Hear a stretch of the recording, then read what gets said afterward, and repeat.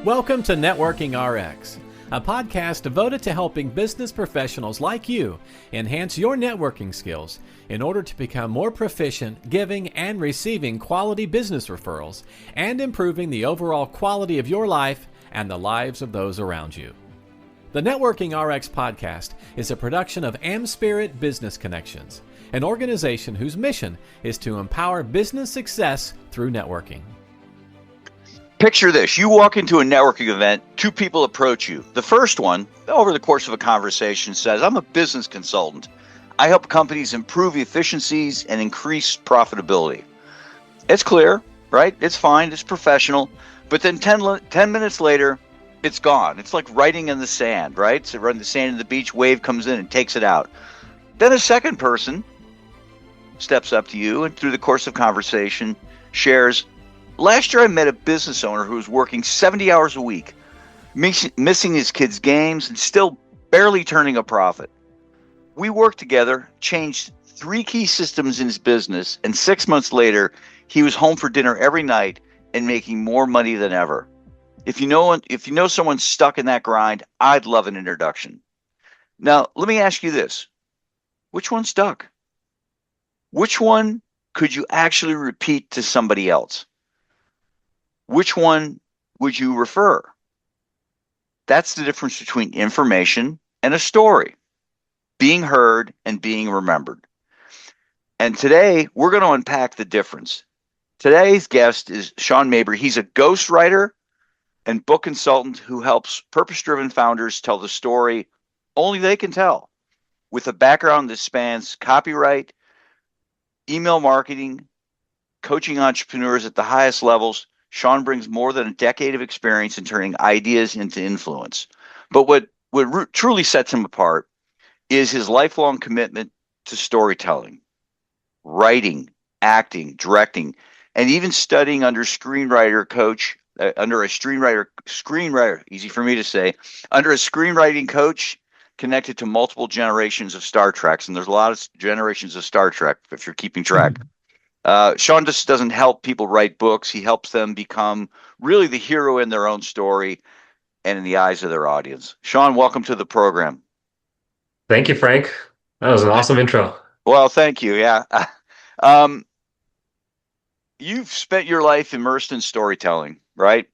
On stage and writing and now in business, and it's all tied together. So let's start here. Why does story connect with people in a way that facts and explanations just don't? Oh boy, that could take up the entire podcast. But to give you a really simple answer, that mentor you mentioned a second ago, the guy who wrote for multiple generations of Star Trek, one of the biggest lessons he taught me is that storytelling began with the elders of the village sitting around the campfire and telling the young what to expect from life. And that is the ultimate image I always come back to with storytelling, is that, because all kinds of framework, there's all kinds of, like the hero's journey and stuff. And that stuff is useful. I've studied all that too. I apply it. But at its core, the power of storytelling is very, very simple. And it's primal. It's something like just baked into us as human beings. And that's it. I mean, if it worked for our ancestors, thousands and thousands of years ago, you better believe it's still going to work for us now. Yeah. No, I totally agree. I'm big into story. And I won't get into that because I don't want to take away from you. But I preach on that all the time. I run into people who talk jargon. I run into people who talk in abstract terms it's very understandable, but as I shared in my story, it's like writing on the sand. The wave comes in and it's gone. So let's make this practical. What separates a good story, that good story, from a story that actually builds trust and deepens professional relationships? Most stories are good, but that one that's like, I can't forget it. I can tell you exactly. It all comes down to failure. All great stories are primarily about failure. Like if you think of your favorite movie, right? Mm-hmm. Yeah. You watch that hero fail and fail and fail and fail and fail, and really they only succeed in like the last 20 minutes, really. Yeah. Maybe even the last 10. and then boom, done, out. Right, we're done with the movie Yeah. because watching a character just win over and over again is not compelling. If anything, it triggers feelings of envy. But watching someone fail and get up again and seeing all the lessons they learn along the way to become the guy that wins in the end, Yeah. that's what separates the forgettable stories from the great ones. And so one of the things I work with clients is I, so you tell me like, oh, this is like one of my golden nuggets. This is a really important lesson I want people to know. The first thing I ask is, how did you, like, what was the exact moment you proved that true? And what was the failure that came right before? Because there's always some kind of failure that prompts someone to reflect and try something new, right? Yeah. Yeah. And so we got to dig into that failure first. And it can be a little uncomfortable, but that is how you create something that's unforgettable. That's how you secure yourself as a character in the mind of your market, because you're not just another guy saying, "Look how great I am," but Yeah. you're someone who's actually walked the journey and has the battle scars to prove it. You know, in my opinion,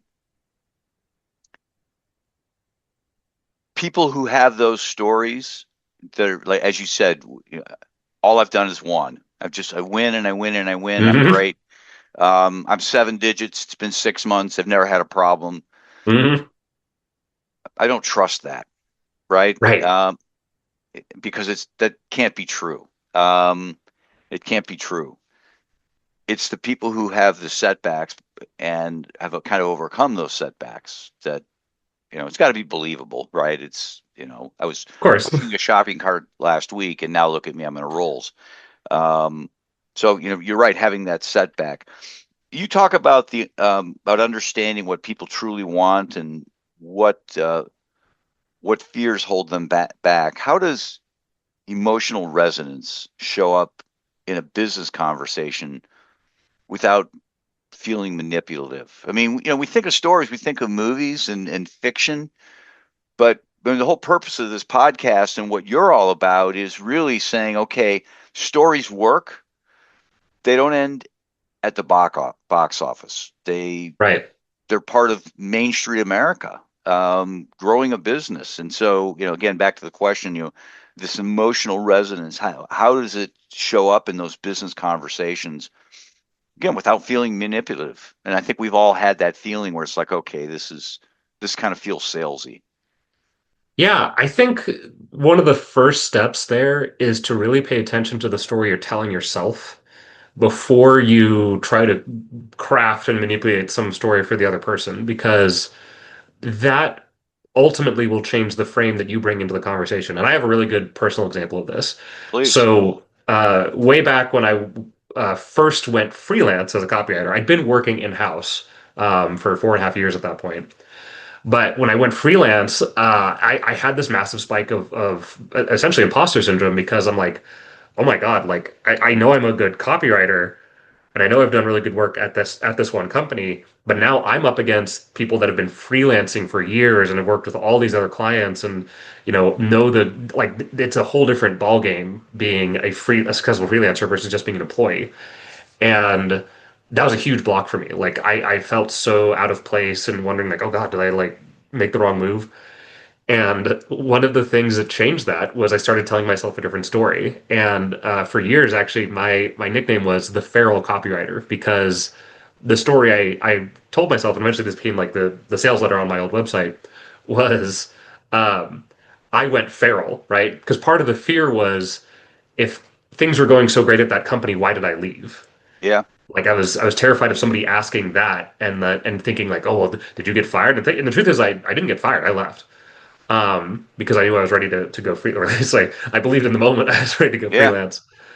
But the idea of like going feral was my sort of playful way of saying like, look, I just wanted more freedom, and I was just maybe didn't plan it all that carefully, because truthfully I didn't, Yeah. but I just had that raw animal instinct to go get out there, go do something different, and I just wove that into my storytelling. So, which honestly people loved. Like they thought it was funny. Everyone found it pretty relatable, because I think every entrepreneur has some version of that moment where there's the Yeah. path of comfortable security, but then that itching need to like, oh, I need my freedom though. No, I think it's relatable to a lot of people. I look at business. Well, I have a couple thoughts on that. I was listening to a podcast and somebody was talking about interacting with billionaires, and he said, at everybody's core, they're idiots, right? I mean, it's just a way, we, Yeah. and he wasn't, none of us are perfect, and you might run into somebody who's a billionaire, Mark Zuckerberg, right? I don't know him. Mhm. I'm not disparaging him, but I'm sure he has his quirks and his idiosyncrasies, and he's not perfect, right? Misplaces things, doesn't tie his shoes, whatever it is. I don't know, but we're all just human, and so when you can sort of create a story where it's like, I was, I came from nothing. Um, and even in the entrepreneurial world, in the business world, there are really two types of people because most of us start out working for somebody, right? You start Mhm. out, that's just how education works. They go get a job. Mhm. There are two types of people out there in business. There are people out there who got fired, right? Right. And that nobody wanted to keep them around. But then there's the other end of the spectrum, the other end of the bell-shaped curve are people like you who, you know what? I guess on the one side, it's like these people are just not disciplined. They're not driven. They're not enough. We're not going to keep them around. The other side of the spectrum is people like you who are like super driven, too smart to kind of be contained by this box. And that's where Yeah. you come up with your, I'm feral, the feral end of the bell-shaped curve, we'll call it. So anyhow, um, in networking, the goal is often referrals. How does a well told story make it easier for someone else to introduce you or talk about you when you're not in the room? And I mean that's the essence of referrals. I mean, if you're there, you just talk about yourself, right? Nobody's really referring you, but so it's Yeah. I think one of the default assumptions people make when it comes to referrals is they think that the primary goal is to deliver value right away. mhm, Which, yes, obviously, like as entrepreneurs, our job is to create value, right? Like that is the like rock bottom of what it means to be an entrepreneur. But the thing about referrals is you need to zoom out, and I think this is really where my background in marketing is helpful because when you think about what it takes for someone to go from absolute stranger to I'm going to buy this person's services, especially if it's something high ticket, there's so much trust that has to be built up over the course of that gap. And there's all kinds of ways to do it, and some way are much faster than others. But if you think of what is a referral really meant to accomplish there, it's not, say if you're going to be my referral partner, Frank, I don't expect you to go and close the deal for me. That's right. not like, unless we have some like really tightly, bound business model. But ultimately, like, no, your job is to get someone to lean in and to lend a little bit of the trust and credibility and your rapport you have built with them, right? That's the whole point of a referral. And so when it comes to what to say in that conversation, it is far more important to create intrigue and to make the other person wonder, like, what's up with that? What's up with this Sean guy? What's up with this Frank guy? Right? Like, Yeah. there's a hint of value, right? There's the sort of carrot on the stick, if you will, but it's far more because this is the trap I see people fall into all the time with referrals is that whether they are personally trying to refer someone else or they're giving someone else like, hey, here's how you can refer me out. They just overload with information. It's like, oh, I do this and this and this is my framework. Blah, blah, blah. And it's like, no, no, no, no. Yeah. Give me like a 2 to 3 sentence story I can share about who you are and what you do. Because that, first off, I will remember that as your referral partner. And second, that's going to be so much more sticky in the minds of the people I'm referring to. They're going to actually like remember that. Hey, you got to give me that guy's number, actually, like for real. Like, Yeah. can I text him right now? Yes, absolutely. Yeah. No, I love it. Now when you work with people, and we'll certainly get into that. You're often working on kind of a thread of a story, right? Hey, we're putting a video together, we're putting a video or putting a video together, we're putting a book together. And so there might be a common theme there. A lot of times people have multiple stories and they don't all necessarily say the same thing. I mean, I'm trying to think of a good example from my own existence. I do have hey, downtrodden. I left a firm like you. I was a tax consultant.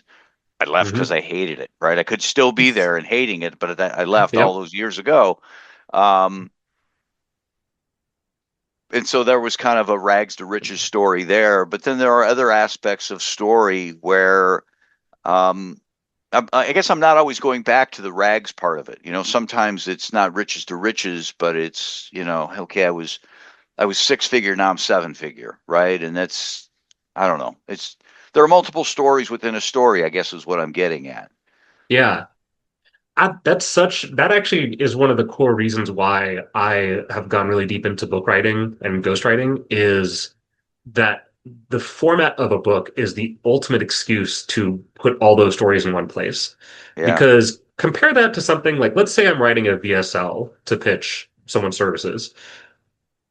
Even if we go on the long end of like, an hour, maybe 2 hours, um, and I might be able to fit certain like sub stories within that, but really I basically have permission from the viewer to tell one story across that whole script.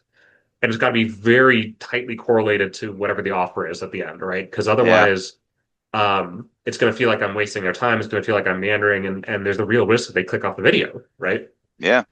But with a book, people expect books to have breadth and depth at the same time. Yeah. Like they want to see the twists and turns, the alternate paths, right? And I'll give you a really good example of this. So, one of my clients is the founder of a very, very successful biohacking company. But his, like, probably the first, 10 or so years of his career, he worked in the beverage industry. And I even asked him at one point blank, like, does that feel at all like a contradiction? Like, in this life you're selling alcohol, which is not a performance answer. No. Uh, and now you're helping people optimize their health. And his answer was fascinating because it's like, look, we all need something different. We all want different things out of life. We all, our bodies are all built different. Some people can handle things that other people can't.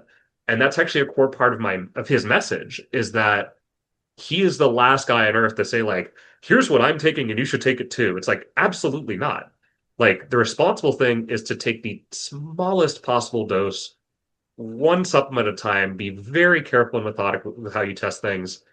And that's because ironically, he's sort of a mutant in that sense. Like his body can take a lot, Right. and has, but he also has this deep respect for the fact that, look, most people can't do what I do. So I'm not asking them to. I'm using myself as the guinea pig and showing off what works because that's my gift. I can shoulder more. My body can take a lot Yep. compared to most people's. And you see how that already makes him such a different character, like Yeah. compared to all these people and supplements that it's like, oh, you look how fit I am. Come take what I'm taking. It's like it Yeah. goes back to that seemingly perfect image we talked about earlier. Like that might fool people for a little bit, but on a long enough timeline, people get really suspicious of that. It's like, I don't know, bud. There's something you're not telling me. Yeah. I feel that there are people have the hero's journey stories or the rag to riches stories that are, I don't want to say they seem untrue. That's not fair, but it's almost contrived, right? It's like, okay, Yeah, this is too much, yeah. you know? Um, Well, there's a quote in a book I just finished recently, and it was a memoir, not a business memoir, just a straight memoir. sure. Uh, but she said there's a part in the story where she starts getting a ton of media attention because she was like the third person from her university to get this one major grant. And uh, part of the whole backstory and part of the whole premise of the book is that she was homeschooled as a kid. And when I say homeschooled, like not really educated at all. Like they had basically nothing compared to someone with an even basic high school education. And so for her to go this far academically was potentially this huge story. Yep. But she hid that part of her story at the time because, in her words, she didn't want her story to become a rags to riches story. She wanted her story to make sense. Yeah. And I think that's such a powerful instinct and something that really that's what I bring to my clients is that I'm not gonna like cram your story into this little rags to riches box. I'm gonna make your story make sense, which is it's so much better for you, it's so much better for your audience, and that has a long tail. because rags to riches story are a dime a dozen. There's always going to be someone else who, either makes one up or is willing to play that game. But the people that have real long-lasting authority platforms go deeper than that. And that's what I help people do. I gotcha. Okay, so we have people listening here right now, and they're thinking, okay, I'm not a storyteller. What's a simple way they can start using story in their conversation this week, this month, today? Mm.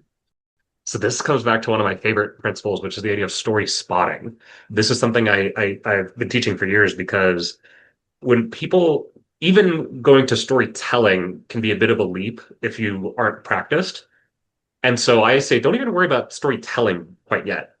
Learn to spot the stories that are already happening all around you and all Mm, throughout your own life. yeah.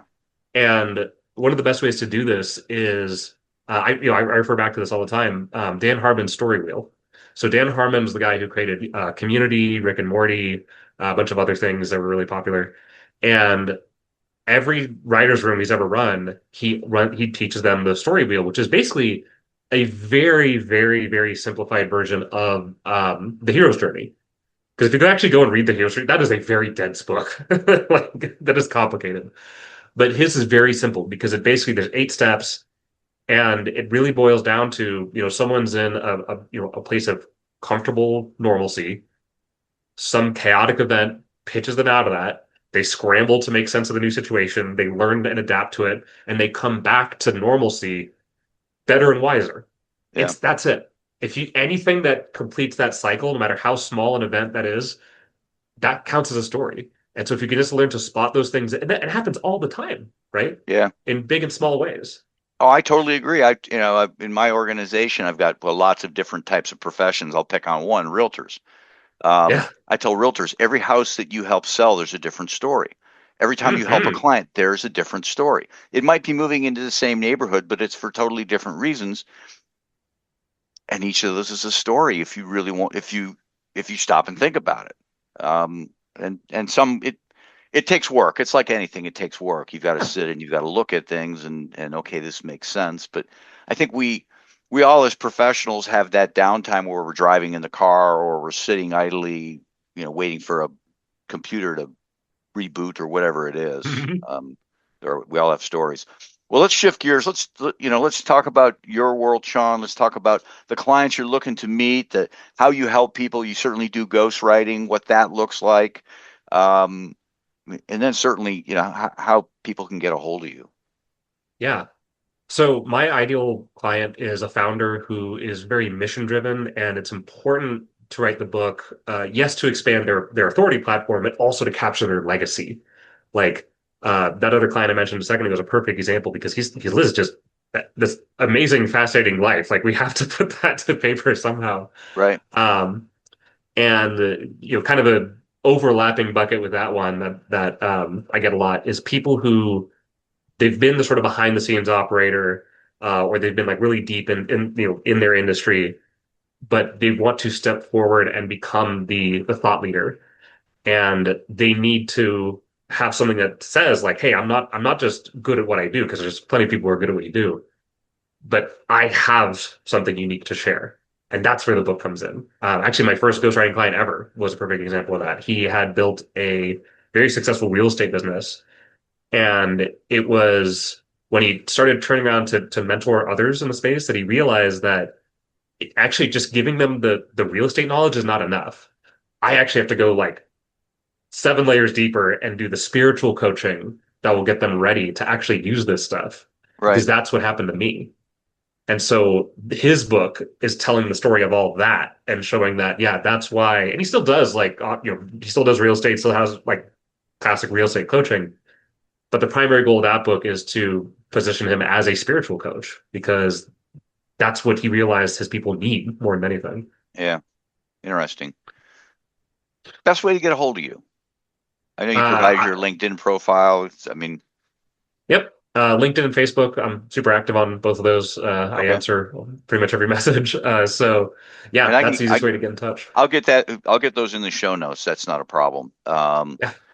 Well, I really appreciate your time today. Again, I'm a huge fan of stories. I'm glad we connected and we could do an episode. Yeah, absolutely. All right, let's take this full circle as we generally do. The first person at that networking event I referenced, the one with the polished professional explanation, they did nothing wrong. They didn't. They just didn't give you anything to hold on to. The second person, they gave you a picture. They gave you a struggle. They gave you a transformation. And they gave you a moment that you could carry with you. And so here's the truth. People don't refer what they understand. They refer what they remember. They don't pass along bullet points, right? So don't talk in bullet points. They pass along stories. Those are things they remember. So if you want stronger relationships, tell better stories. If you want more referrals, tell stories that travel. Stories that someone else can pick up, carry, and share when you're not in the room. And that's the reality if you're looking for referrals, is they're going to happen when you're not there, when you're maybe not the room or somebody's driveway or whatever it is. At the end of the day, your network isn't built on what you do. It's built on the stories that people tell about you when you're not there to tell them yourself. And that's where the real opportunity lives. Thanks for joining us on the Networking RX podcast. Please put what you've learned into action today and let us know if you have questions, comments, or ideas for future topics. You can email them to us at podcast@amspirit.com. That's AMSPIRIT.com.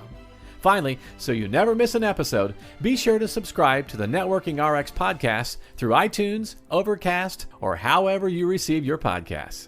Now get out and network with someone. The Networking RX podcast is the copyright production of AmSpirit Business Connections. All rights reserved.